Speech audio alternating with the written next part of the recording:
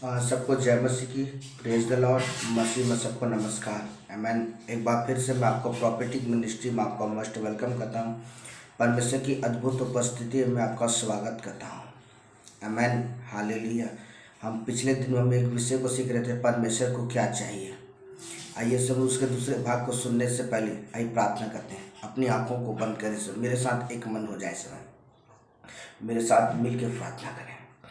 प्यारे प्रभु यीशु मसीह नासरी के नाम में खुदावन बाप, हम आपका धन्यवाद करते हैं। प्रभु, तू अद्भुत युक्ति करने वाला परमेश्वर है, अद्भुत जलाली और जीवित परमेश्वर तू है। पिता, मैं हृदय की गहराई से और आत्मा की सच्चाई से खुदा मैं आपके नाम की स्तुति करता प्रभु। ओ रबा सखा बाबा रखा लाबा सिखी लेबी तथा बब्बा बब्बा रखा रबा सिखी लेबी। हॉली हॉली हॉली जीसस। मेरे पवित्र आत्मा, मैं आपका स्वागत करता हूँ। आप मेरे जीवन के अंदर में आप अद्भुत बातों प्रकाशनों को खोले यीशु के नाम में। प्रभु, मेरे होठ और जीभ को इस्तेमाल कर। सारी बातों के लिए धन्यवाद। और सुनने वाले की हृदय छिद जाए और उनका जीवन बदल जाए। प्रभु लॉर्ड, मैं आपके नाम की स्तुति करता हूँ। धन्यवाद प्रभु। यीशु नासरी के नाम में खुदावन बाप मैं प्रार्थना करता हूँ।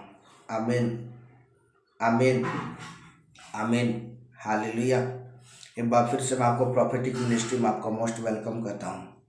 हालेलुया। और हम पिछले दिन में हम एक विषय को सीख रहे थे, परमेश्वर को क्या चाहिए। आइए उसके दूसरे भाग को सुनेंगे। उसका चौथा पॉइंट है घुटने का जीवन, अर्थात समर्पण का जीवन। आमेन। हालेलुया। जो लिखा हुआ है भजन संहिता की पुस्तक 95 अध्याय उसका 6 पद। यह दाऊद क्या कहता है, इससे पढ़ेंगे। आओ हम झुक कर दंडवत करें और अपने कर्ता यहोवा के सामने घुटने टेकें। आमेन। हालेलुया। मसीह में मेरे प्रिय लोगों, यह वचन आज हमें हमें स्पष्ट करता है घुटने का जो जीवन है ना। आज मैं आपको कहना चाहता हूँ, आज अगर आप वाकई में परमेश्वर को कुछ देना चाहते हैं तो समर्पण के साथ मेरे प्रभु के साथ चलें। हालेलुया। क्योंकि वचन आज हमें इस बात को सिखाता है, क्योंकि बिना समर्पण के हम परमेश्वर को हम प्रसन्न नहीं कर सकते हैं। अगर वाकई में आप परमेश्वर से कुछ चाहते हैं कि परमेश्वर आपको दे, जब तक आपके जीवन में समर्पण नहीं है आप कुछ भी प्राप्त नहीं कर सकते हैं। हालेलुया। जैसा कि आप जब तक आप खेतों में मेहनत नहीं करेंगे, जब तक आप खेतों में परिश्रम नहीं करेंगे, तब तक आप अपने जीवन के अंदर में एक अच्छे रिजल्ट को नहीं देख सकते हैं, एक अच्छे फल को आप नहीं देख सकते हैं। उसी तरह वचन हमें कहता है, दाऊद हमें इस बात को सिखाता, आओ हम क्या करें, झुक कर दंडवत कर। किसके सामने?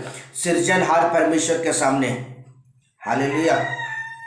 जो अल्फा और ओमेगा है, जो आदि और अंत है, जो अनादि काल का परमेश्वर है, जो अद्भुत युक्ति करने वाला परमेश्वर, वो दयालु परमेश्वर है। हमें उसके सामने आज हमें दंडवत करने की आवश्यकता है। आज अपने सिरों को झुकाने की आवश्यकता है। आज अपने घुटनों को उसके सामने झुकाने की आवश्यकता है और अपने सिरों को झुका करके आज अपने हाथों को उठा करके उस परमेश्वर की हमें इबादत करने की आवश्यकता है। हालेलुया। यहाँ वचन आज हमें इस बात को हमें सिखाता है कि आओ हम क्या करें, झुक कर दंडवत करें। मैं आपको बता दूं, दाऊद एक राजा होने के बाद भी, आप सोच सकते हो एक राजा का मूल्य कितना बड़ा होता है, उसका ओहदा कितना बड़ा होता है, उसका लेवल कितना बड़ा होता है। लेकिन एक राजा होने के बाद भी वो परमेश्वर के सामने दंडवत करता है। हालेलुया। तो आज मैं आपको कह दूं उस समय कि आज हर एक व्यक्ति को चाहिए कि वो परमेश्वर के सामने क्या करे, दंडवत करे। और यहाँ वचन लिखा हुआ आगे, और अपने कर्ता यहोवा के सामने घुटने टेके। आमेन। और दाऊद एनी टाइम परमेश्वर के सामने क्या करता था, वो दंडवत क्या करता, अपने सिरों को झुकाता था और वो परमेश्वर से प्रार्थना क्या करता था। आमेन। हालेलुया। हमने दाऊद के जीवन में देखा कि दाऊद अपने जीवन में परमेश्वर के सामने क्या कर दंडवत किया करता था। आइए हम देखेंगे समर्पण के जीवन, घुटने के जीवन के विषय पर कि कितने लोग परमेश्वर के सामने दंडवत किए। आमेन। और परमेश्वर के उत्तम भाग परमेश्वर को बलिदान किए। आमेन। हालेलुया। प्रेरित क्रिया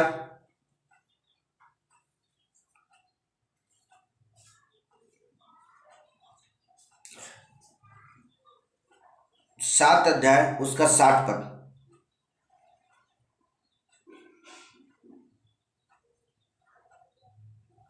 हम यहाँ स्तिफनुस के विषय में देखेंगे जो यीशु मसीह का चेला था। हालेलुया। यह वचन हमें इस बात को कहता है, फिर घुटने टेक कर ऊंचे ऊंचे शब्द से पुकारा, हे प्रभु यह पाप उन पर मत लगा। और यह कहकर वो सो गया और शाऊल उसके वध में सहमत था। आमीन। हम यहाँ अगर हम देखेंगे मेरे प्रियो, तो वचन आज हमें इस बात को सिखाता है घुटने टेकने के विषय पर। हम जो चौथा पॉइंट जो सीख रहे हैं, घुटने का जीवन। Hallelujah, hallelujah. O glory Jesus name. Thank you Lord, thank you Jesus. धन्यवाद यीशु, धन्यवाद यीशु, धन्यवाद यीशु।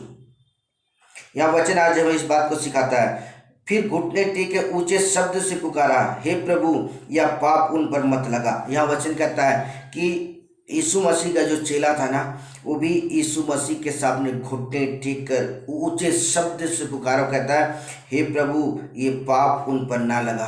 क्योंकि जब शाऊल और भी जो शास्त्री फरीसी थे और भी जो लोग थे, वहाँ बहुत सारे लोग थे जो स्तिफनुस के शरीरों पर क्या करते थे, उसके शरीरों पर पत्थर फेंक रहे थे। हालेलुया।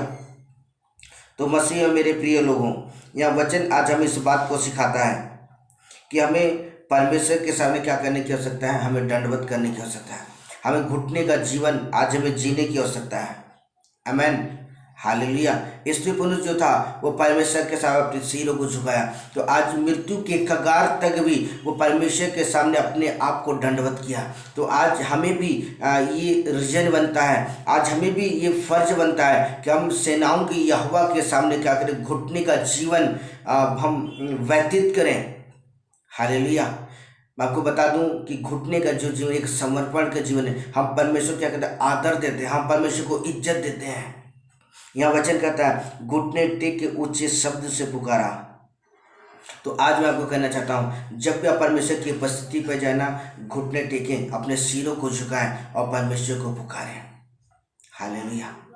क्योंकि सिर झुकाने जो अर्थ होता है अपने आप को दीनहीन करना। हालेलुया। आइए समझ देखेंगे और आगे देखेंगे कि कितने लोगों ने परमेश्वर के सम्मुख उन्होंने घुटना टेका। आमीन। हालेलुया। दूसरा इतिहास 6 अध्याय उसका 12 और 13 पद। हालेलुया।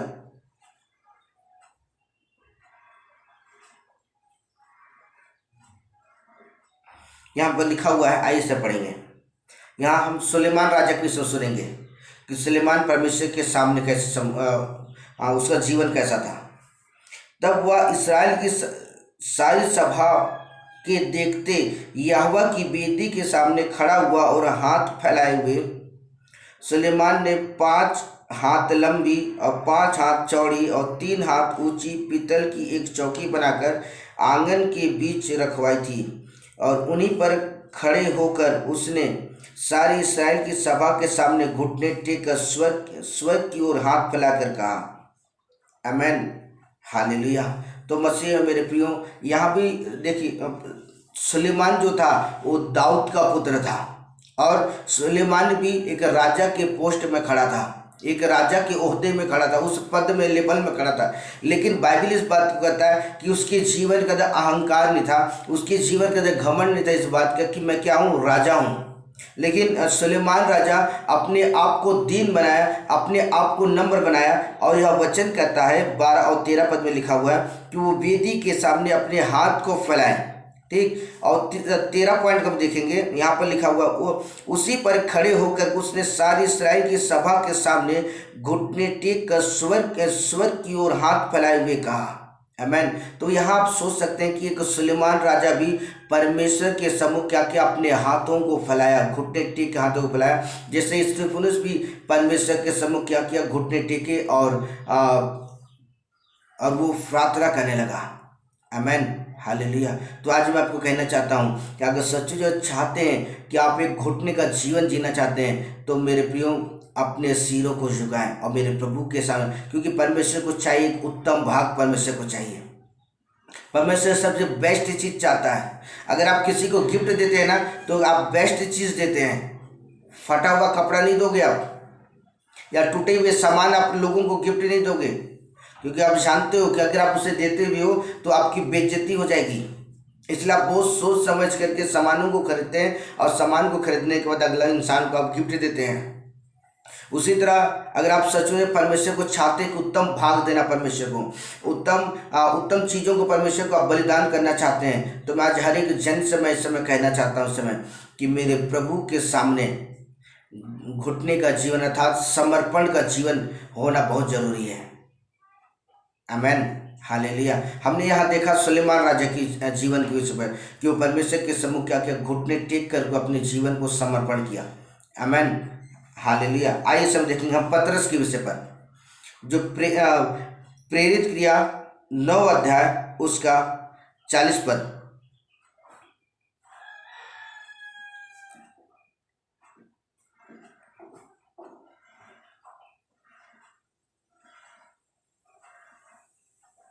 आइए सब पढ़ते हैं, हम पतरस के जीवन के सब देखेंगे। तब पतरस ने सबको बाहर कर दिया और घुटने टेक कर प्रार्थना की और लोथ की ओर देखकर कहा, हे तबीता उठ। और तब उसने आंखें खोल दी और पतरस को देखकर उठ बैठी। आमेन। तो आज हम पतरस के समर्पण के विषय में देख रहे हैं। परमेश्वर के सामने एक उत्तम भेंटों को परमेश्वर के सम्मुख लेके आया, अपने आप को दीन किया। यहाँ वचन कहता है, तब पतरस सबको बाहर कर दिया और घुटने टेक के क्या की, प्रार्थना की। आमेन। आज आपको कहना चाहता हूँ, अगर सचमुच आप अपने जीवन की एक बड़ी आशीष को देखना चाहते हैं, आप अपनी सेवकाई के अंदर बड़ी आशीष को देखना चाहते हैं, परमेश्वर के बड़े कामों को अपने जीवन होते हुए देखना चाहते हैं, आप अपनी नौकरी के अंदर, अपने बिजनेस के अंदर, खेती बाड़ी के अंदर, अपने बाल बच्चों के अंदर में एक बड़ी आशीष को देखना चाहते हैं, तो घुटने के साथ प्रभु के सामने उपस्थित खड़े हो जाएं। हालेलुया।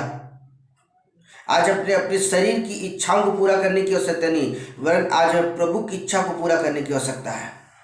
और परमेश्वर को क्या चाहिए? घुटने का जीवन।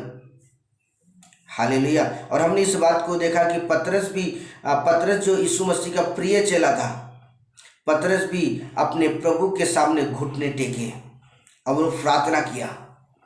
आमेन। और आगे अगर पढ़ेंगे तो यहाँ एक लड़की जो या तबीता नाम की जो लड़की थी, जो मर चुकी थी, पतरस ने प्रार्थना किया और वो पतरस की प्रार्थना के द्वारा उसके जीवन पर चमत्कार हुआ।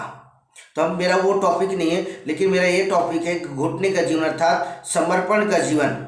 और मैं आपको बता दूं, पतरस भी परमेश्वर के सम्मुख बड़े समर्पण के साथ चला।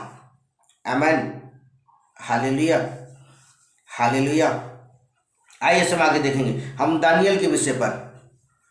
दानियल की पुस्तक 6 अध्याय उसका 10 पद।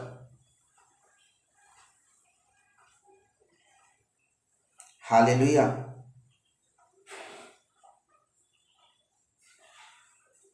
आइए सब पढ़ते हैं हम दानियल के जीवन के विषय पर।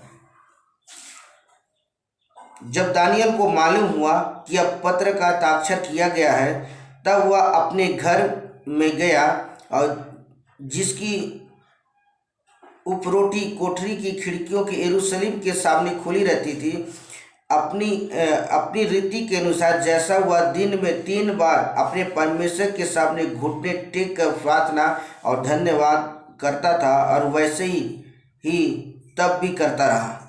आमेन, हालेलुया। तो मसीह में मेरे प्रिय लोगों, हम दानियल के विषय में सुनते हैं कि दानियल भी परमेश्वर के सामने क्या करता था। यह वचन कहता है कि वो 3 बार अपने परमेश्वर के सामने घुटने टेक के क्या करता, प्रार्थना और धन्यवाद करता था। आमेन, हालेलुया। एक आप दानियल के विषय में आपने सुना होगा, आपने कई बार आपने पढ़ा भी होगा। दानियल भी वो दिन में 3 बार वो प्रार्थना किया करता था। हालेलुया। और यह बाइबल कहता है कि दानियल भी परमेश्वर के सम्मुख घुटने टेक कर प्रार्थना करना और धन्यवाद करता रहा। हालेलुया। तो आज मैं आपको कहना चाहता हूँ कि आज हमें भी समर्पण के साथ परमेश्वर के साथ चलने की आवश्यकता है। हालेलुया। आइए हम देखेंगे आगे, हम पौलुस के विषय में देखेंगे। प्रेरित क्रिया 20 अध्याय उसका 36 पद।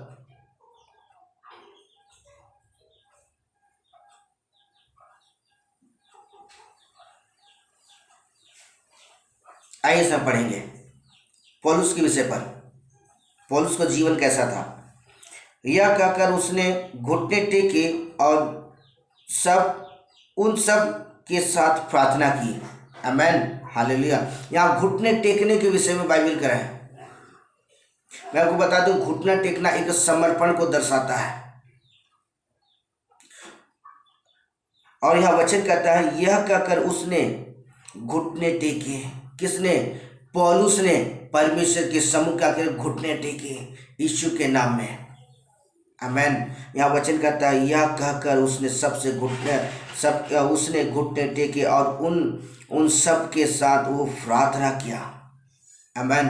तो आज मैं आपको कहना चाहता हूँ, पौलुस अपने जीवन के अंदर एक बेस्ट सेवकाई उसने अपने जीवन किया, क्योंकि वो परमेश्वर के सामने घुटने टेक के वो प्रार्थना किया करता था। आज मैं आपको कहना चाहता हूँ कि अगर सचमुच आप चाहते हैं कि आप अपने जीवन के अंदर में एक बड़ी आशीष को देखना चाहते हैं, तो आज आपको समर्पण के साथ मेरे प्रभु के साथ चलने की आवश्यकता है। बिना समर्पण का कुछ नहीं होने वाला है। मैं फिर से कहना चाहता हूँ, सुनो इस समय, बिना समर्पण का कुछ भी नहीं हो सकता है। हालेलुया। यह वचन आज हमें इस बात को सिखाता है कि यह वचन कहता है, यह कहकर उसने घुटने टेके और सबके लिए प्रार्थना की। आमेन। हम पौलुस के विषय में हमने सुने। अब आइए समय यीशु मसीह के विषय में सुनेंगे, जो लूका रचित सुसमाचार 22 अध्याय उसका 41 पद।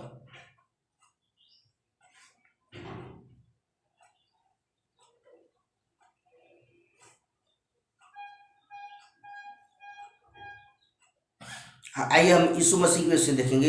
और यीशु मसीह को आप जानते होंगे कि यीशु मसीह परमेश्वर का प्रिय पुत्र था। वचन हमें क्या सिखाता है पढ़ेंगे सर। और वह उन सब से अलग एक टीला फेंकने के टेपे पर गया और घुटने टेक कर प्रार्थना करने लगा। आप यहाँ सोच सकते हो कि परमेश्वर का प्रिय पुत्र यीशु मसीह भी घुटने टेक कर अपने पिता के सम्मुख प्रार्थना करने लगा। आमेन। तो सोच सकते हैं हमें कितना आवश्यकता है, हमें कितना जरूरत है घुटने में प्रार्थना का जीवन। जब यहाँ परमेश्वर का पुत्र यीशु मसीह भी परमेश्वर के सम्मुख वो घुटने टेक कर क्या किया? प्रार्थना करने लगा। मैं फिर से उस वचन को पढ़ना चाहता हूँ। और घुटने टेक कर वो प्रार्थना करने लगा। आमेन, हालेलुया। और सचमुच मैं आपको बता दूं कि आज हमें भी प्रार्थना का जीवन जीने की आवश्यकता है। क्या करने की आवश्यकता है? हमें भी प्रार्थना का जीवन जीने की आवश्यकता है, अर्थात घुटने का जीवन जीने की आवश्यकता है। घुटने का जीवन जीने का अर्थात समर्पण का जीवन। यीशु मसीह भी अपने पिता के संग बड़े समर्पण के साथ चलता था, जिसकी वजह से परमेश्वर उनकी सेवकाई के बड़े बड़े काम करते थे। आमेन, हालेलुया। तो यीशु मसीह को क्या हो सकते थे? समर्पण का जीवन। तो आज मैं आपको बता दूं कि यीशु मसीह हमें इस बात को सिखाना चाहता था, जैसा मैंने अपने पिता के साथ उसकी हजूरी में खड़े होकर निरंतर में प्रार्थना करता समर्पण घुटने का जीवन, उसी तरह तुमको भी करने की आवश्यकता है। और सचमुच में हमें यीशु मसीह ने हमें इन बातों को सिखा के गया है कि आज हमें घुटने का जीवन जीने की आवश्यकता है। आमेन, हालेलुया। आइए समय हम विश्वासियों को देखेंगे। समय प्रेरित क्रिया 21 अध्याय उसका 5 पद। आमेन।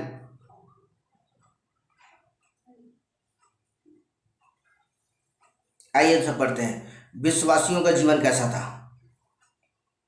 जब वे दिन हो गए तो हम वहां से चल दिए और सब स्त्रियां बालकों समेत हमें नगर के बाहर तक पहुंचाया और हमने किनारे पर घुटने टेक कर प्रार्थना की। आमेन, हालेलुया।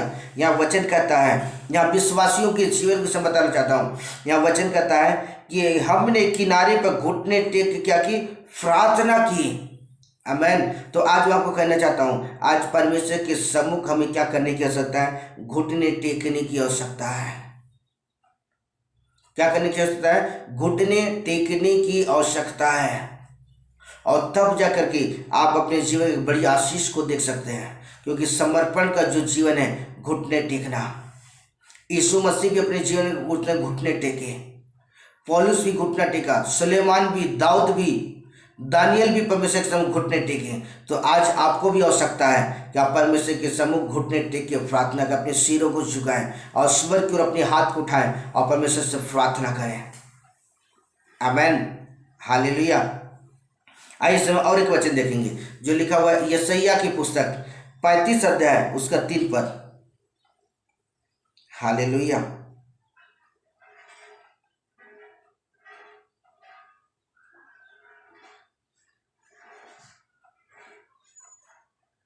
ऐसा पढ़ते हैं, ढीले हाथों को दृढ़ करो और थरथराते हुए घुटनों को स्थिर करो।